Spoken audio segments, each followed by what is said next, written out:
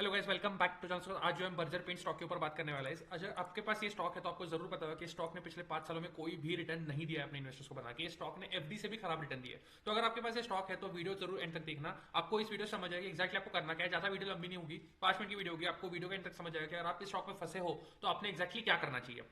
सो अगर आप जानोगे तो ये कंपनी गिरी क्यों है, कोई कॉमन एक्चुअली कॉमन सेंस की बात है। कंपनी गिरी हुई है क्योंकि कंपनी का जो परफॉर्मेंस है फंडामेंटली काफी वीक हो गया है। अगर हम इस कंपनी के पिछले 15 सालों के प्रॉफिट लॉस स्टेटमेंट देखते हैं तो कंपनी हमेशा से अच्छी तरीके से ग्रो करते आ रही है। यूजुअली डबल डिजिट की ग्रोथ देती है कंपनी। यस, कुछ सालों कंपनी ने खराब ग्रोथ दी है, जैसे कि 2016 में खराब ग्रोथ दी है। उस टाइम पे इकोनॉमिकल इश्यूज चल रहे थे इंडिया के, तो इकोनॉमी ही इतनी अच्छी नहीं कर रही थी, सारे मिड कैप स्टॉक जो है खराब कर रहे थे परफॉर्म। लेकिन अगर हम पिछले 2-3 सालों से परफॉर्मेंस देखते हैं तो कंपनी का परफॉर्मेंस जो है वो कोविड के समय से भी खराब हो चुका है। कोविड के समय में जो है, ये अगेन फाइनेंशियल ईयर इसलिए मार्च 2021 का डेटा देख रहे हैं हम। कोविड के समय जो है कंपनी ने 7% की ग्रोथ दी थी, लेकिन अब जो है कंपनी 6% और 3% की ग्रोथ पे आ गई है। एंड कंपनी के जो मार्जिन है वो भी कम आ गए। 17% के मार्जिन थे, अब कंपनी के 16% के मार्जिन हो गए। तो कहीं ना कहीं जो है कंपनी को जो कोविड के समय परेशानी हो रही थी उससे भी ज्यादा परेशानी हो रही है। एंड अगेन इसके पीछे का मेन रीजन क्या है? दो रीजन इसके पीछे। एक तो है डिमांड वीकनेस एंड दूसरा मेन रीजन है वो है ऑब्वियसली बिरला ओपस की एंट्री।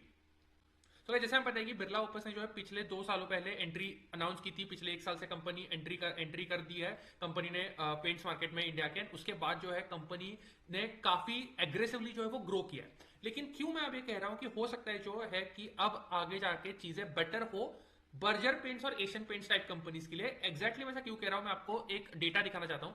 अगर आप जाके नॉर्मल सर्च करोगे बिरला ओपस पेंट क्वालिटी तो यहां पे क्लियरली मेंशन करके आएगा। अगर आप सीधा, बाकी आप वीडियोस देख सकते हो एक्जैक्टली कैसा है, true look and all, but अगर आप सीधा जाके इसका एआई ओवरव्यू देखते हैं, यहाँ पे क्लियरली लिखा है कि some users report negative experiences with Birla Opus paint citing issues like poor quality, poor finishing, durability and जो इनकी कस्टमर सर्विस है वो भी काफी पुअर है। तो यस, इनिशियली एक टाइम ऐसा होता है जब न्यू कंपनी एंटर करती है मार्केट में तो वो अपने प्राइसेस गिराती है। तो अगर कोई कस्टमर है, उनके पास ऑप्शन है कि एशियन पेंट से, बर्जर पेंट से, बिरला ओपस पेंट से, तो अगेन बिरला ओपस का नाम वैसे भी अच्छा है। बिरला वैसे भी काफी बड़ा नाम है इंडियन बिजनेसेस में। तो अगर कस्टमर को चॉइस मिलता है विथ लोअर प्राइसिंग तो डेफिनेटली जो है वो बिरला ओपस को जो है प्रेफरेंस देता है। लेकिन जैसे जैसे टाइम बढ़ता जाता है, जैसे जैसे रिपोर्ट्स आती है क्वालिटी के ऊपर, उसके बाद एक्चुअली समझता है कि क्या क्वालिटी ही अच्छी है। क्योंकि इंडिया में यस प्राइस मैटर करती है, लेकिन प्राइस के साथ साथ लोगों को क्वालिटी भी अच्छी चाहिए। ये बहुत इंपॉर्टेंट है अगर आप जानोगे तो। जैसे हमें क्लियरली दिख रहा है कि बस ये एक ही रिपोर्ट नहीं है, आप काफी सारे रेडिट के ऊपर जाके रिपोर्ट देखोगे या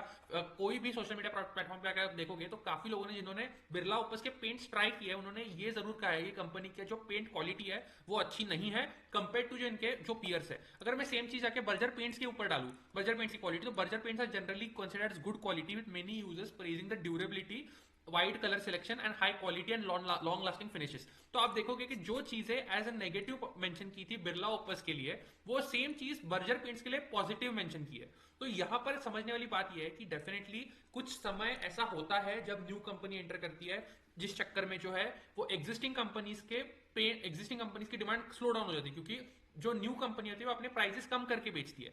एंड अगर मैं एक इंटरेस्टिंग फैक्ट आपको दिखाऊं तो अगर हम शेयर होल्डिंग पैटर्न देखते जाके तो पिछले कुछ समय से जो रिटेलर्स है, आप मेरे जैसे लोग जो जो वीक हैंड्स भी कहा जाता है, वो इन स्टॉक से एग्जिट हो रहे हैं एंड जो स्ट्रॉन्ग हैंड्स है वो स्टॉक में वापस आ रहे हैं। अगर आप देखोगे कि जो मेनली जो डीआईएस है, डीआईएस में अगर आप जाके देखोगे तो 2000 जो कंपनी गिरनी चालू हो गई थी around somewhere around end of 2023, उस टाइम पे देखोगे तो डीआईएस के पास 4% का हिस्सा था बस, एंड जो रिटेलर्स है उनके पास 9.65% का हिस्सा था।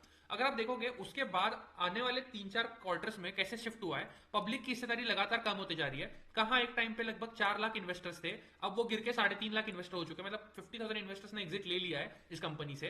एंड अगर आप होल्डिंग भी देखोगे तो 10% से गिरकर अब 9% के नीचे चली गई है होल्डिंग। तो 1% का बड़ा डिक्लाइन आ चुका है होल्डिंग में। ऑन द अदर हैंड अगर आप डीआईएस को देखेंगे, एफआईएस तो बेच रहे हैं, एफआईएस तो ओवरऑल मार्केट में ही बेच रहे हैं इंडियन मार्केट में, तो एफआईएस का डेटा इतना मैटर नहीं करता।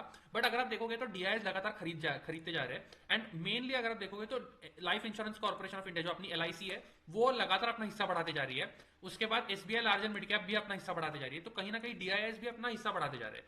एंड एफआईएस जो जोर से सेलिंग कर रहे थे यहां तक, उनकी जो सेलिंग है वो डेफिनेटली रुक गई है। अगर आप देखोगे हर क्वार्टर में 1% की सेलिंग होती थी पिछले सितंबर 2024 तक। लेकिन अगर हम पिछले 3 क्वार्टर से देखते हैं तो सेलिंग में काफी जो है वो रुकावट आई है, सेलिंग अब थम गई है पूरी तरीके से एफआईएस से। डीआईएस खरीद रहे हैं, एफआईएस ने बेचना बंद कर दिया है, रिटेलर्स एग्जिट कर रहे हैं।